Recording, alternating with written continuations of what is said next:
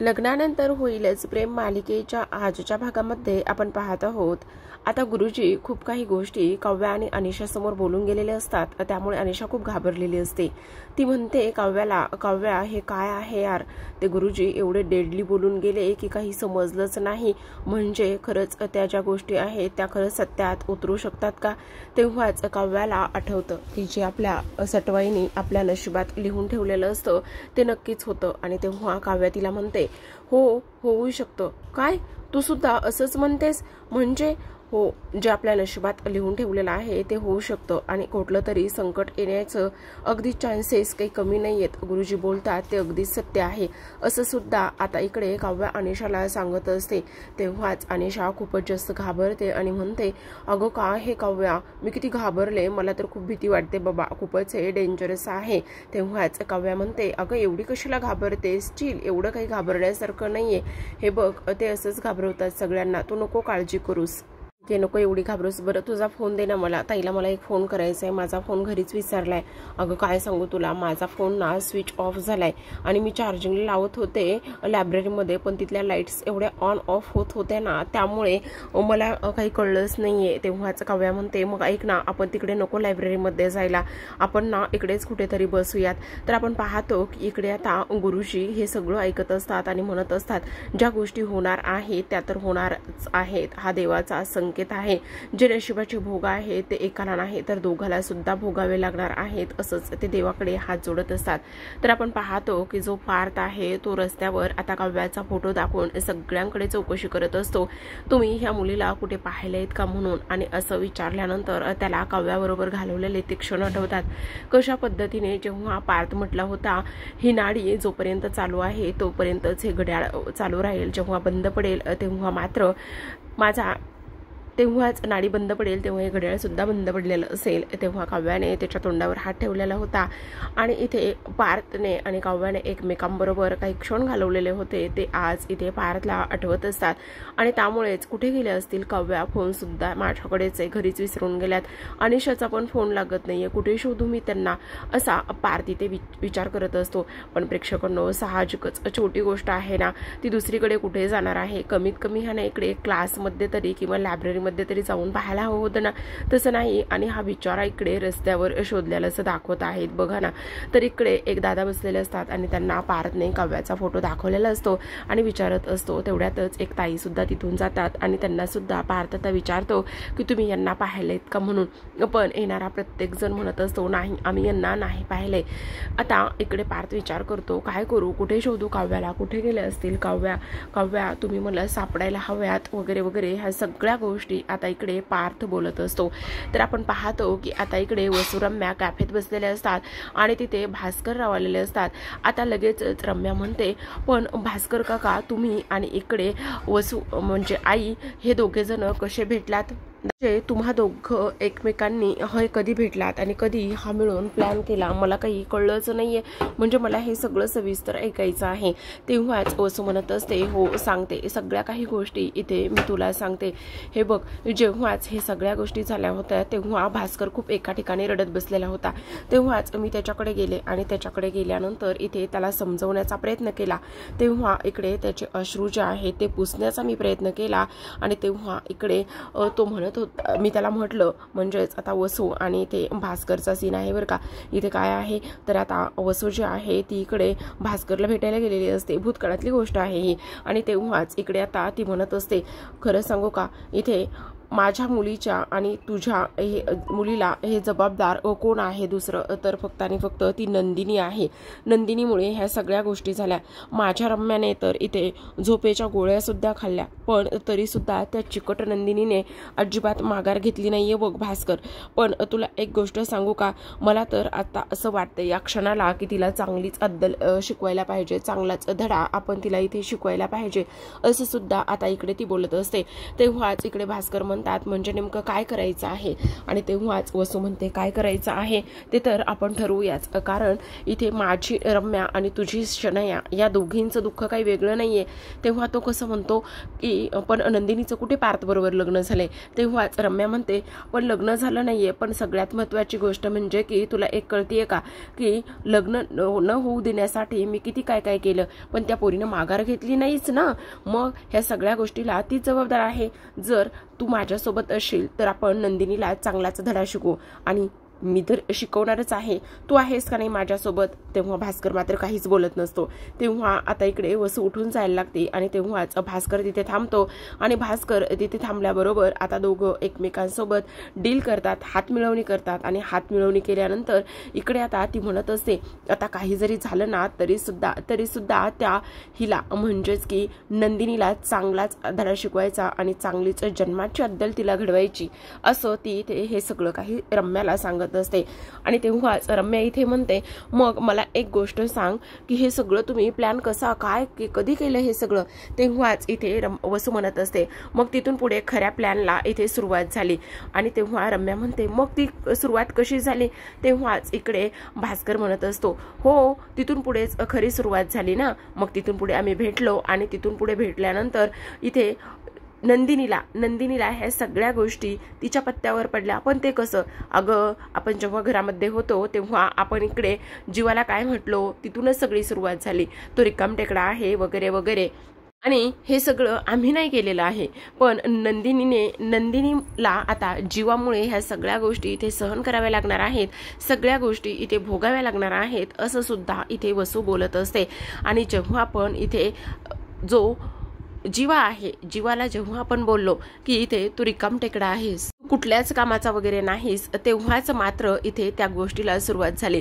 आणि तिथूनच जीवा कामाला पेटून उठला जेव्हा नंदिनीने येऊन सांगितलं की तुम्ही त्यांना कसं काय रिकामटेकडा वगैरे म्हणू शकता. आणि त्यानंतर मग काय जीवा इथे त्याचं लो कॉस्ट हाऊसिंगचं प्रोजेक्ट इथे रिन्यू करण्यासाठी तयार झाला. म्हणजे त्याला इथे लो कॉस्ट हाऊसिंगचं प्रोजेक्ट करायचं होतं आणि त्या सगळ्या गोष्टीमध्ये नंदिनीने त्याला साथ दिली.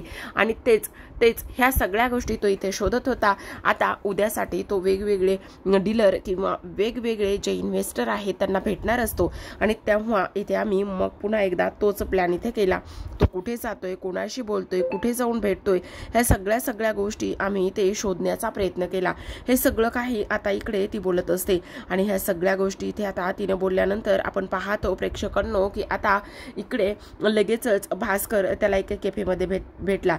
भास्कर एका कॅफेमध्ये भेटल्याबरोबर आपण पाहिलं की आता कशा पद्धतीने इकडे मात्र लगेचच त्याने जीवाला जे काही लो कॉस्ट हाऊसिंगसाठी जे डोनेशन हवं होतं किंवा जे लोन हवं होतं, फंडिंग हवं होतं ते मी देण्यासाठी तयार झालो. आणि तिथेच मग ह्या सगळ्या गोष्टी झाल्या. पण ह्या सगळ्या गोष्टीमध्ये नंदिनीचा काय संबंध आहे. मग त्याच गोष्टीचा तर आम्ही फायदा घेतला ना. मग मी ऐकलं ते दोघं जण किचनमध्ये बोलत असताना उद्याच आनंद निवासची 10th अॅनिव्हर्सरी आहे आणि उद्याच इथे आनंद निवासचं रिन्यू अग्रीमेंट जे आहे ते रिन्यू करायचं आहे. तीच गोष्ट मी ऐकली आणि मग इथे भास्करला कळवली.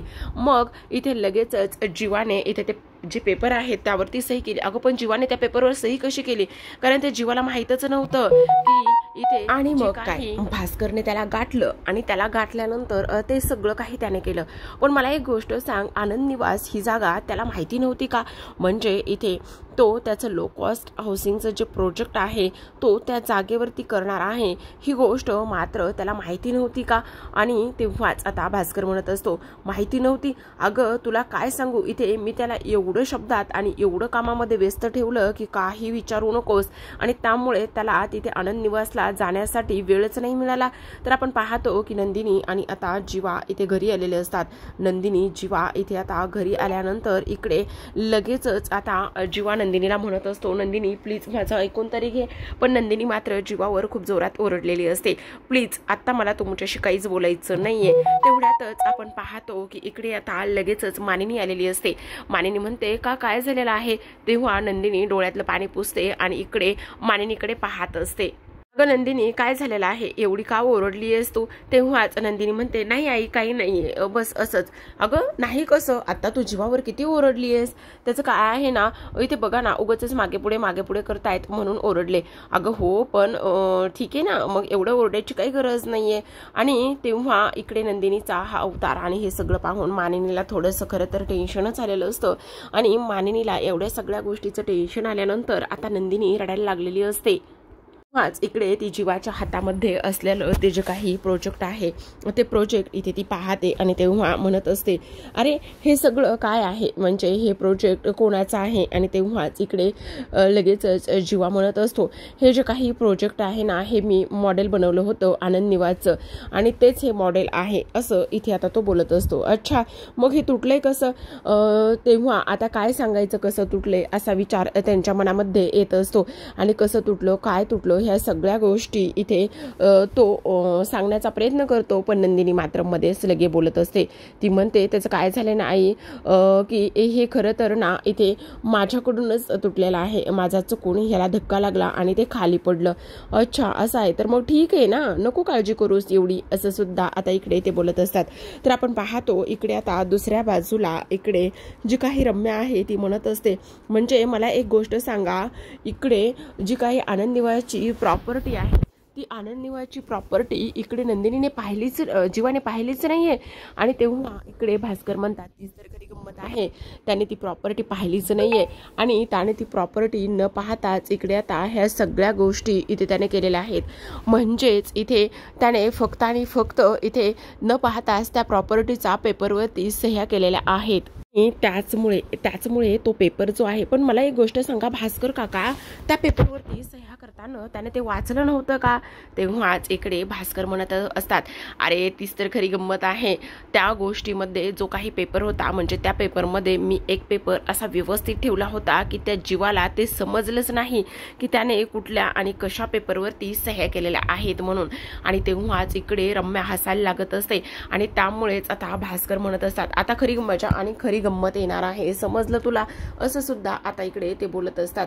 तेव्हा आता भास्कर म्हणतात, आता कशा जीवा ते आनंद निवास वाचवतोय आणि कशी नंदिनी ह्या सगळ्या गोष्टी करते ना, तेच पाहायचे, त्यातच खरी मजा येणार आहे. तर रम्या काय होणार आहे, सो बेसिकली आता जो काही आनंद निवास आहे तो विकला जाणार आहे आणि ह्या सगळ्या गोष्टीला जबाबदार कोण असणार आहे, तर तो जीवा जबाबदार असणार आहे. आणि इकडे नंदिनी आणि जीवामध्ये खूप भांडण होईल, खूप काही गोष्टी इथे होतील आणि हे सगळं काही झाल्यानंतर मग आपल्याला खरा बदला इथे पूर्ण करता येईल. तेव्हाच आता इकडे वसूल आठवत असतं, कशा पद्धतीने विक्रांतने त्या राखीचं सगळं काही तिच्याशी बोलले होते, ही राखी बांधली तेव्हा तू माझ्याकडून विश्वासाचं वचन घेतलं होतंस, पण आज ताई तू इथे माझा विश्वासघात केला आहेस, असं सुद्धा इकडे ते बोलले होते. आणि एका भावा बहिणीमधलं नातं फक्त आणि फक्त इथे नंदिनी मुळे तुटलं आहे, असं सुद्धा सांगण्यात आलेलं असतं. म्हणजे तिला वसूला वाटत असतं आणि त्यामुळेच तिने एवढ्या टोकाला जाऊन हा इथे निर्णय घेतलेला असतो. तर आपण पाहतो की इकडे आता हे खूपच जास्त हट्ट करत होते आणि हे हट्ट करत असल्यामुळे हे सगळ्या गोष्टी होत आहेत बघा आई, असं आता इकडे नंदिनीने मानिनीला सांगितलेलं असतं. तेव्हाच मानिनी म्हणते, हे बघ ठीक आहे, एकमेकांशी बोला पण भांडू नका प्लीज, आणि बोलून सगळ्या गोष्टी इथे शॉर्ट आउट होऊ शकतात, पण भांडल्याने काय होऊ शकतं बरं, असं आता इकडे जी काही नंदिनी आहे ती इथे मानिनी जी आहे ती बोलत असते. तेव्हाच आता इकडे नंदिनी म्हणत असते, हो नक्कीच. आणि तेव्हा इकडे नंदिनीला भास्करने जे काही ते 15 दिवसाचा वेळ दिलेला आहे, कशा पद्धतीने आनंद निवास जो आहे, आनंद निवास 15 दिवसच फक्त तिच्याकडे आहे, ह्या सगळ्या गोष्टी आता इकडे नंदिनी आणि जीवाला दोघांना सुद्धा आठवत असतात. खरं तर आता मानिनी विचारते नंदिनीला, अगं नंदिनी, आज इथे आनंद निवासची 10th अॅनिव्हर्सरी होती ना, मग कसा गेला दिवस, कशी झाली 10th अॅनिव्हर्सरी? तेव्हाच आता इथे नंदिनी म्हणते, छान, आजचा दिवस छान गेला, आजचा हा दिवस जीवामुळे कायम लक्षात राहील माझ्या, असं इथे ती बोलत असते. अच्छा हो, पण मला एक गोष्ट सांग, हे जीवा हे तुकडे कशाचे आहेत र? तेव्हाच जीवा मनामध्येच विचार करत असतो, हे तर आनंद निवास आहे आणि हा नंदिनीच्या जीवाचा काळजाचा तुकडा आहे. तेव्हा लगेचच मॉडेल होतं ते तुटलं आणि असं म्हणूनच आता इकडे मानिनी म्हणते, अगं पण हे तुटलं कसं? तेव्हा आता नंदिनी म्हणत असते, त्याचं काय ना, माझ्याकडून चुकून धक्का लागला आणि ते तुटलं. बरं आई, मी खरंच खूप थकली आहे, मी एक काम करते, मी आराम करते. अरे ठीक आहे ना, नको काळजी करूस. तुला एक गोष्ट सांगू का? आपल्या जीवाला तुटलेलं खूप छान जोडता येतं आणि तो नक्कीच जोडून देण्याचा प्रयत्न करेल. असं म्हणूनच आता नंदिनी म्हणते, आई मला आराम करायचा, मी खूप थकली आहे. तेव्हा इकडे आता मानिनी म्हणते, बरं ठीक आहे, जा. त्यावर लगेचच आता मानिनी जीवाला सुद्धा सांगते, अरे जीवा, हे बघ, हे जे काही मॉडेल तू इथे बनवलंयस ना, ते इथे नंदिनीला इथे जोडून देण्याचं काम तुझं आहे, समजलं तुला? आणि तेव्हाच जीवा म्हणत असतो, तुटलेलं जोडता येईल ग वस्तू, पण नातं तुटलं तर मग काय करायचं, असा प्रश्न आता इकडे जीवाला पडलेला असतो. तेव्हाच मानिनी म्हणते, काय चाललंय तुम्हा दोघांचं हे सगळं? तेव्हाच नंदिनीने इथे सावरासावर केलेली असते आणि नंदिनीने सावरासावर करूनच आता इकडे म्हणूनच आता खूपच गोंधळ घातलेला असतो. तर आपण आता दुसऱ्या बाजूला वळूया. इकडे काव्या आणि शा रस्त्याने चालत असतात आणि काव्याने स्पष्टपणे सांगितलेलं असतं, अगं मी आता घर सोडून आलेली आहे, असं ती अनिशाला सांगत असते. आणि तेव्हाच इकडे काव्या म्हणते, काय तू घर सोडून आलेली आहेस? अगं काय डोक्यावर पडलीस की काय? आणि हे आता सांगतेस आणि का घर सोडून आली आहेस?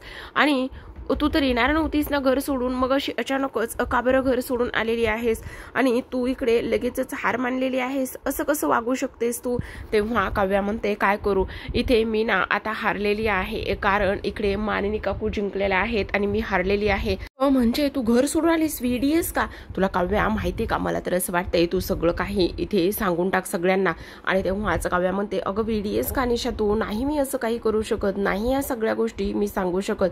तेव्हाच अगं सांगायला पाहिजे, अगं आपल्या क्लासमधली तू खूप लकीली मुलगी आहेस की इकडे पार्थसारखा नवरा आणि पार्थसारखा पार्टनर तुला मिळालेला आहे.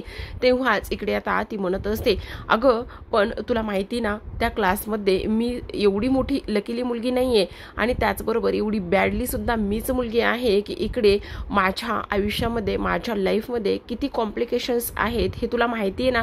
अगं मग हो, मी तुला तेच म्हणते, सांगून टाकणं सगळं आणि रिकामी हो. तेव्हाच इकडे काव्या म्हणते, नाही मी असं नाही करू शकत, मी जर असं करायला गेले तर किती आणि काय काय प्रॉब्लेम होतील हे तुला माहिती आहे का? आणि पार्थचं काय होईल? तेव्हाच ती म्हणते, तू एवढा पार्थचा का विचार करतेस? तुझा काय संबंध आहे? तू एवढं सगळं का बरं बोलतेस? पार्थजींचा एवढा का विचार करतेस तू काव्या? बोल ना.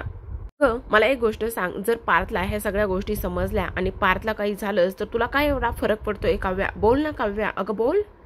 म्हणशील लगेचच हे प्रेम नाही तर काळजी आहे. अगं काव्या, तुझ्यासारखी ती ज्यांची मुलं परवडली, ऍटलिस्ट ते कबूल तरी करतात. काव्या, तुला एक गोष्ट कळतीये का? तुला कळत सुद्धा नाहीये की तू पार्थ जिजूमध्ये किती गुंतत चाललेली आहेस. ती काळजी नाहीये तर ते प्रेम आहे काव्या, प्रेम. तुला इथे पार्थ जिजूवरती प्रेम झालेलं आहे आणि ते तू मान्यच करायला तयार नाहीयेस. का अशी वागतेस काव्या? का अशी करतेस? नको असं करूस. आणि तू फक्त काळजी दाखवत नाहीयेस तर तुझं त्यांच्यावर मनापासून प्रेम आहे. अगं तू पार्थ जिजूमध्ये गुंतत चाललेली आहेस काव्या, असं म्हणूनच आता अनिशा तिला साईडने मिठी मारत असते आणि समोर लगेचच इथे एक बल्ब असतो आणि तो बल्ब इथे लागलेला असतो. तेव्हाच अनिशा म्हणते, बघ अगदी सत्य आहे, असं म्हणूनच आता इकडे काव्याला तिने ह्या सगळ्या गोष्टी सांगितलेल्या असतात. तर आपण पाहतो की इकडे आता जे काही प्रोजेक्ट इथे तुटलेलं असतं, त्या प्रोजेक्टचे कसे तुकडे झाले, काय झालं, हे सगळं मानिनी समोर जो जीवा आहे तो इथे सांगत असतो. पण इकडे मात्र मानिनी म्हणत असते, सांग ना, जोडून देणार आहेस की नाही तू? हो आई, ते काय झालं ना, माझ्याकडूनच तुटले जीवा आणि त्यामुळे जीवाच्या मध्ये काही चूक नाही. अगं मग ठीक आहे ना, तू नको काळजी करूस, इथे तुटलेल्या गोष्टी जीवा जोडण्यामध्ये खूपच एक्सपर्ट आहे, तो नक्कीच जोडून देईन. तेव्हाच इकडे नंदिनी म्हणत असते, काय सांगताय, नक्की त्यांना जोडता येतं? अगं हो, नको काळजी करूस तू बघच एकदा कसा तो छान असा जोडून देतोय ते. तेव्हाच आता इकडे नंदिनी म्हणत असते, अरे वा, चांगलीच गोष्ट आहे, त्यांना जोडता येते म्हटल्यावर चांगलीच गोष्ट आहे, असं सुद्धा आता इकडे जी नंदिनी आहे ती बोलत असते. तेव्हा आपण प्रेक्षकांनो पाहतो की इकडे आता जो जीवा आहे, जीवाला हे सगळं काही कळतं, नंदिनी कशाबद्दल बोलते कशाबद्दल नाही. आणि तेव्हा जीवा मात्र आता तरी ह्या घडीला तरी शांतच बसलेला असतो. आणि तेव्हा ती लगेचच म्हणते, आई ठीक आहे, चालेल, मला आता खूप कंटाळा आलाय, मी आता जाते, मला खूप जास्त थकायला झालेला आहे, आज खूप दगदग झाली. तेव्हाच मानिनी म्हणते, हो चालेल ना, जा, तू जाऊन थोडा वेळासाठी आराम कर. तेव्हा इकडे जीवा सुद्धा तिच्याकडे पाहतच असतो. खरं तर जीवाला इकडे नंदिनीला स्वारी म्हणायचं असतं. बऱ्याच गोष्टी इथे आता तिच्याशी बोलायच्या असतात आणि इकडे झालेल्या चुकीबद्दल सुद्धा माफी मागायची असते. पण मात्र इथे काही जरी झालं तरी सुद्धा इकडे कोणी कोणाशी काहीच बोलत नाही. तर आता ते दोघे निघून गेल्यानंतर मानिनी मनातच म्हणत असते, जीवा आणि इकडे नंदिनीसारखं ह्या दोघांचं नातं का बरं झालं नाही असा इथे ती विचार करत असते. आणि जीवा आणि नंदिनीसारखं पार्थ आणि काव्याचं सुद्धा नातं इथे व्हायला हवं होतं. तर आता प्रेक्षकांनो, आजच्या भागामध्ये एवढंच. उद्याचा भाग खूपच इंटरेस्टिंग आणि छान असा होणार आहे. कारण उद्याच्या भागामध्ये आपण पाहतो की आता नंदिनी तिच्या खोलीमध्ये असते, तर मानिनी इथे तिला बोलण्यासाठी तिच्या खोलीमध्ये आलेली असते. आणि खोलीमध्ये आल्यानंतर इकडे आता लगेचच मानिनी काव्याबद्दल खरं तर तिच्यासोबत डिस्कस करण्याचा प्रयत्न करते. सुरुवातीला नंदिनी म्हणते, या ना आई, बसा, बोलूया थोडा वेळ. अगं हे इथेच पडलेलं आहे आणखी जीवाने जोडलं नाही. हा जोडेल नाही, पण तुम्ही बोला ना, काय झालं? अगं मला काव्याबद्दल थोडंसं बोलायचं होतं. काव्या तर तुझ्यासोबत सगळ्याच काही गोष्टी, म्हणजे जे काही तिच्या आयुष्यात होतंय ते सगळं काही तुझ्यासोबत शेअर करतच असेल ना. तेव्हाच नंदिनी म्हणते, काय झाले आई? काव्याने काही केलंय का? किंवा काही काव्याबद्दल काही झालंय का? तुम्हाला माझ्याकडून काय जाणून घ्यायचं आहे असं नंदिनी विचारते. पण तेव्हा मात्र मानिनी शांत बसते. कारण डायरेक्टली कसं विचारणार की तिच्या आयुष्यात कोण होतं, काय होतं? खरं पाहायला गेलं तर ह्या मोहित्यांकडच्या कोणालाच माहिती नव्हतं. लग्नाच्या अगोदर आत्ता कुठे शारदाला माहिती झालेला आहे, पण नंदिनीला ह्या गोष्टी माहिती नसतात. आणि इकडे मानिनी डायरेक्टच इथे नंदिनीला काव्याबद्दल ह्या गोष्टी विचारते. त्यामुळे थोडंसं शॉकिंगच असतं. तर आता वळूयात इकडे आपल्या दुसऱ्या बाजूला. दुसऱ्या दिवशी नेहमीप्रमाणे जीवा जो आता बाहेर पडलेला असतो आणि जो राजन जाधव आहे त्याच्याकडे जातो आणि त्याच्यासमोर हात जोडत असतो आणि म्हणत असतो, प्लीज प्लीज हे सगळं काही थांबवा आणि आनंद निवासला तुम्ही पाडू नका. मला तुमच्यासोबत कोणतंच लो कॉस्ट हाऊसिंगचं इथे प्रोजेक्ट करायचं नाहीये. प्लीज मी जे काही साईन केले त्याबद्दल मला माफ करा, पण आत्ताच्या आत्ता हे सगळं काही थांबवा असं म्हणून जीवा आता इकडे जाधवांकडे रिक्वेस्ट करत असतो. तर आपण पाहतो की आता पार्थ अगदीच आलेला असतो घरी आणि आल्यानंतर मानिनी त्याला विचारते, काय रे कुठे गेला होतास?